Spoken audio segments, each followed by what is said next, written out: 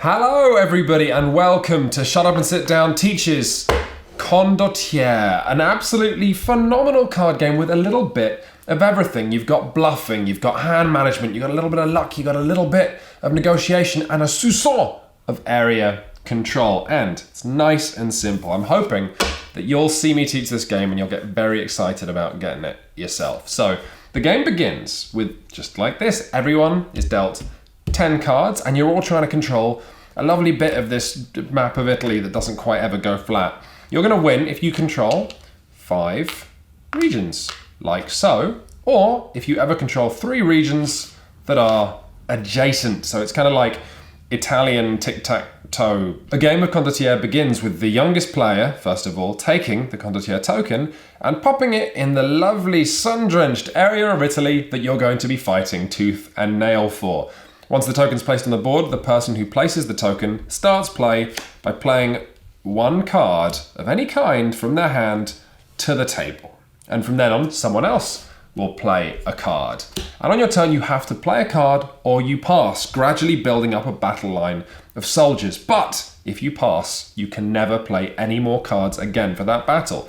So if I play a 5 and on my next turn I play a 10, I've got 15. That's loads of cards. So many cards, Matt. But if I pass, another player could just play more mercenaries until they get up to 16 or 17 and take the region. Once all players have passed, the player with the strongest battle line, let's say it was me with 15, is going to take one of their cubes, pop it in that region, and then decide where you're fighting next. Maybe you'll go for another region right next to yours that you'll really want to win so you get adjacency, or maybe you'll go, I'm done fighting, my hand is garbage, and you'll put it further away. Because here's the thing, you do not draw any new cards. You play again with the cards left in your hand.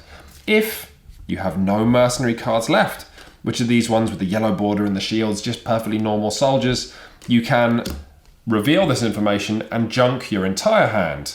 When only one player has cards left, everybody gets a new hand of 10 cards. And as a reward for being the last player left holding cards, the player who had any cards left can elect to keep exactly 2 of them for next round and then junks their hand as well. Now, let's do a cool clock wipe to find out about all the wonderful cards and intrigue located in this deck. Obviously, during that clock wipe, I remembered 2 very important rules that I forgot to say. The first of which is, once an area has been taken, the Condottiere token can never go back in. That's just taken for the entire game.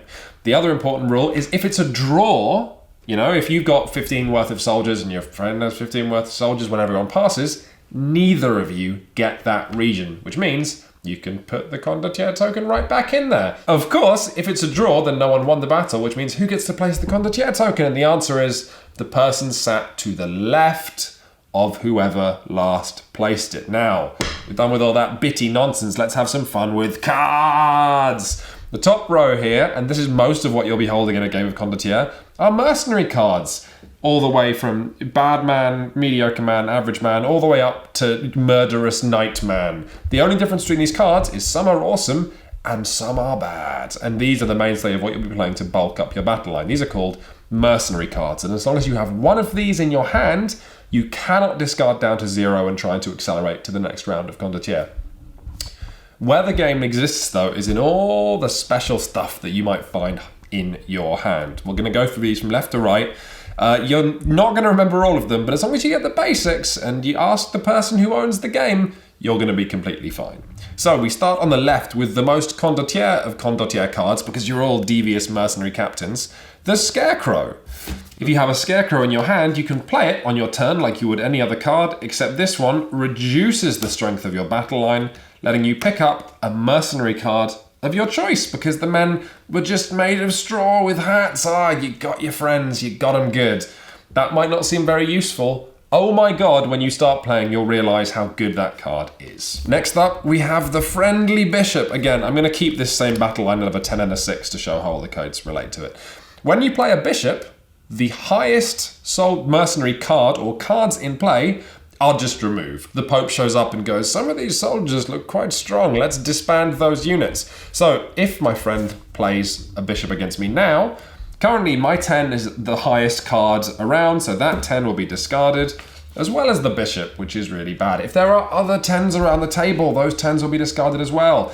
If then my friend plays another bishop on his next turn, the 6 is the highest card, so all the 6s around the table will go away. Oh my god, you will learn to hate bishops. But by now you're probably starting to see where the game is. It's in revealing cards that are strong only when you have to and only at the last possible minute. The person who played the bishop gets the lovely little favour of the Pope token and can say, the Pope wants baloney to not have a fight. And following the rules of Condottiere, as long as there is a token in an area, you can't put the token in there. So that can be insufferably annoying and block a player from getting that, for example, red here, or blue. You know, you might have trouble getting their third token in this tic-tac-toe board. The surrender card is nice and simple. When you play a surrender from your hand, the battle ends.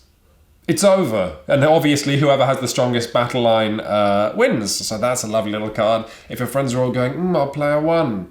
I'll play a 1, I'll play a 2, just trying to coax, good cards out of your hand, and you just go, no, over, stop trying to mess with me.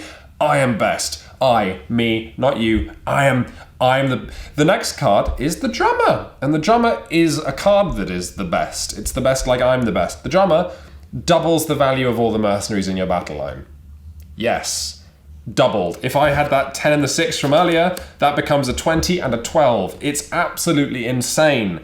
There are ways around the drummer though, but just you want to know he's out there. And also, he's useless without mercenaries, so layers within layers in this game. Next up we have the Courtesan and the Heroine. Women get kind of an interesting shake in Condottiere. They get the best and worst roles in the entire game. So these red numbers mean that these women aren't affected by anything. They're not affected by bishops, can't be removed. Drummers do not double them. Scarecrows can't pick them back up, and other things we'll get to just in a moment. But courtesans also have a special effect if they're part of your lineup, your battle line. Obviously they add 1 to the total combat value, but also the person who played the most courtesan cards in a fight gets to move that lovely little Condottiere token. Oh yes, they're the people who get to decide where you're fighting next, hopefully trying to let them get 3 of a kind in that game we described earlier. If it's a tie, so if I have 3 courtesans and my friend has 3 courtesans, it goes back to the person who won the fight again. And if it's a tie and a tie, so a tie for courtesans and a tie for who won the most fights, again, it goes back to the person to the left of who placed the token last. And finally, and I've saved the best till last, we have Winter and Spring, 2 relatively rare cards in the deck. Winter is almost certainly the card in Condottiere that when someone plays it, everyone goes, ugh. Winter makes the value of all mercenaries 1. Drummers still double them from 1 to 2, but that 10 and the 6 that I had earlier, this just makes it 1. And season cards actually affect the entire table. If someone plays a Winter, the battle is now taking place in Winter and everyone's mercenaries get reduced to 1. And this points out why the Heroine is so unbelievably good, because when the Heroine shows up in Winter, she's just straight up murders people left and right. And hey, courtesans become pretty good in Winter too, obviously, because that's one they're as good as any mercenary card.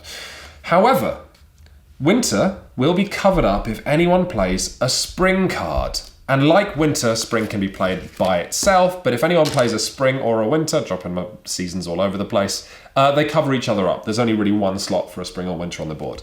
Spring's effect is less dramatic. Similar to the Bishop, it affects the highest mercenaries on the table, but it gives them +3. So in that scenario where I've got the 10 and the 6, if the 10 is the highest number around the table, then someone plays a Spring, my 10 will get +3, along with anyone else's around the table. If someone then plays a Bishop, 10 is still the highest, the 10 gets removed, but the 6 gets +3 because it's now the highest.